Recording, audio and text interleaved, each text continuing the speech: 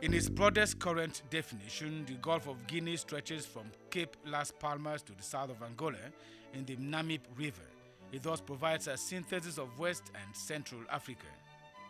Through its current African component, it benefits from a strategic position that links it with all the other sub-regions.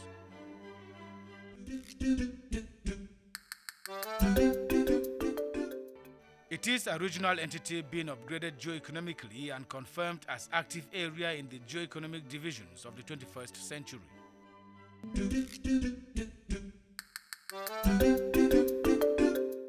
During the 2000s, the disruption of the oil industry in Nigeria due to hostage-taking, simultaneous attacks of 3 banks in Cameroon, of a bank and the annexes of the Presidency of Equatorial Guinea, as well as attacks on a grocery store in Gabon, create a psychosis of insecurity whose authors attack from the sea.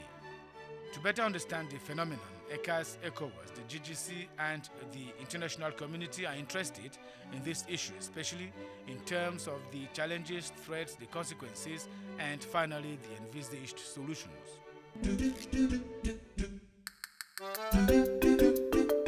At the planetary level, the Gulf of Guinea is an important area for biodiversity, with ecosystems particularly favorable to bird nesting, as well as a preferred area for protected species of the fauna and the flora.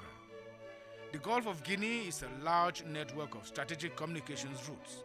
Recent studies show that 70% of the global population live along the coast and that 90% of trade is conducted by sea. In economic terms, the Gulf of Guinea has abundant natural resources that generate a lot of envy. Gas and oil are the most important. Oil is the natural resource that makes the Gulf of Guinea the first oil region of Africa with an estimated 100 billion barrels.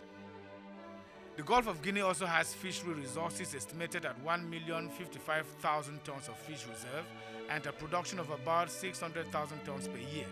Fish is vital for food security and represents 41 to 64% of animal protein intake.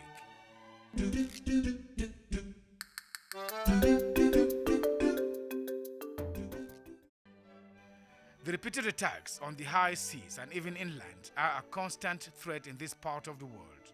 Thus, piracy requires, however, a redefinition in relationship with the states of the Gulf of Guinea. The diversions of tankers whose cargoes of crude oil are taken to pirate refineries are the work of a crime syndicate operating in the Gulf of Guinea. The kidnapping of oil operators for ransom is also perpetrated by fringe groups as a sign of dissatisfaction of local residents due to the misallocation of resources or because of the destruction of their natural habitat. Retaliation against the destruction of nets of artisanal fishermen by large trawlers. Over the last 3 years, there were 197 attacks on the Gulf of Guinea, including 46 in 2009, 38 in 2010, 53 in 2011, and 60 in 2012. In percentage terms, the attacks of 2012 are divided as follows: 45% in Nigeria, 25% in Togo, 8% in Côte d'Ivoire, 5% in Guinea-Bissau, 3% in Ghana, 3% in DR Congo, 3% in Congo, 3% in Benin, 2% in Sierra Leone, and 2% in Cameroon. Illegal fishing is also a major threat. It may ultimately prove to be a source of instability. Threats from illegal fishing are characterized by too much industrial fishing practiced by a large number of illegal fishermen, especially foreigners who fish uncontrollably in the Gulf. The transshipment on the high seas of fishery products that do not benefit the states. Drugs, arms, and human trafficking, which are recognized as transnational crimes. The mismanagement of the port system and the lack of modern lighting to the input channels represent a threat to the breadbasket of households, despite the subsidies of governments on certain basic foodstuff. Drugs from Latin American countries are embarked on large industrial trawlers and transit through sub-Saharan Africa, where the state is completely absent at sea. In 2010, 18 tons of cocaine representing some $1.25 billion came directly into the countries of the Gulf of Guinea or have transited through them before being transported to other continents.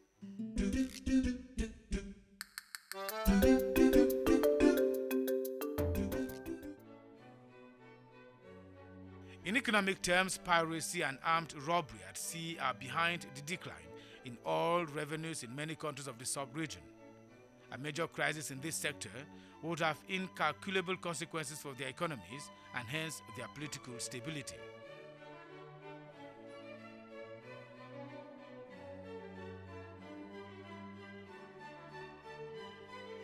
Fishing accounts for about 47% of GDP in some countries of the Gulf of Guinea, which countries would not have been able to cope had the activity not benefited from emergency measures.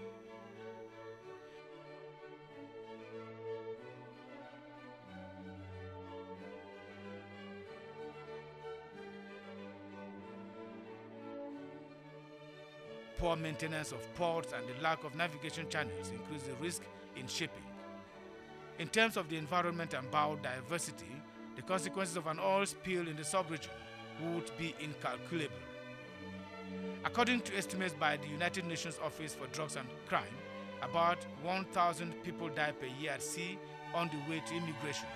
Each year, approximately between 25,000 and 84,000 Africans of the West Coast are candidates for immigration.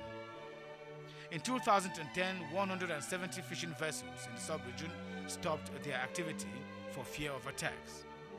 In 2012, about 1,198 seamen were attacked in their business.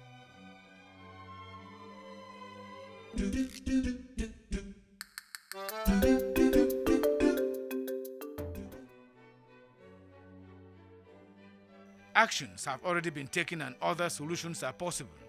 Politically, important reforms in the field of maritime safety and security, including 6 in particular, namely maritime governance, maritime economics, maritime defense, maritime security, maritime recovery and response, as well as maritime jurisdiction, are necessary for a comprehensive understanding of the problem.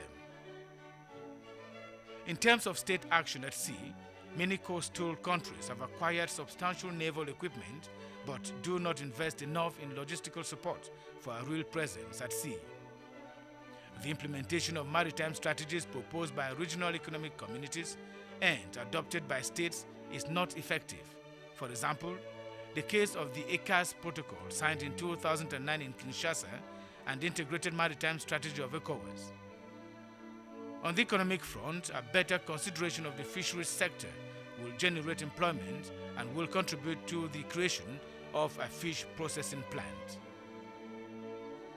Fishing can also be an important source of revenue for states and may be a factor of economic development. But the region is presently suffering from losses estimated between $828 million and $1.58 billion per year due to illegal fishing. At the level of oil business, good governance in the field of marketing of petroleum products and a better allocation of resources for the benefit of local residents, among others, could stop much piracy. The proliferation of refineries in the sub-region is also a solution to increased supply, which may contribute to a significant reduction in illegal activity. An investment in maritime safety could lead to a reduction of some taxes. At the sub-regional level, operations in Zone D resulting from the mechanism established by ECAS have reduced pirate attacks in the area from 39 in 2011 to 2 reported attacks in 2012. Similarly, the prosperity operation in Zone E, triggered by Nigeria, Togo and Benin, was a real success. At the international level, the US government is proposing a concept called African Partnership Station, which invites all partners to work together for the overall security of the Gulf of Guinea. Since 2010, the US finances and organizes a multi-dimensional and multinational naval exercise involving all the states of the Gulf of Guinea. The European Union has set up a special program to support the countries of the sub-region in the security of maritime routes in the Gulf of Guinea, called CRIMGO. Through the Integrated Maritime Strategy, the African Union calls for the responsibility of states in maritime policies. It encourages the establishment of an information exchange system at the regional level. In its vision, the development of Africa inevitably involves securing the sea.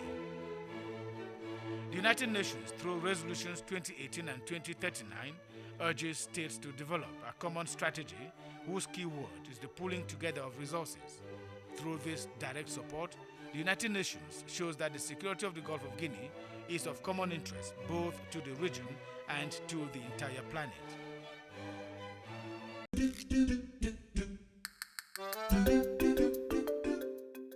As a response to the call for the United Nations, a steering committee was established with the mission of developing a draft ECAS-ECOWAS GGC common strategy on maritime safety and security underpinned in the draft project of the Declaration of the Heads of State. A memorandum of understanding between ECAS, ECOWAS and the GGC, which will serve as a legal framework. And finally, a code of conduct as a transitional element to a binding legal text. The adoption of these three documents is the subject of the Yaoundé Summit.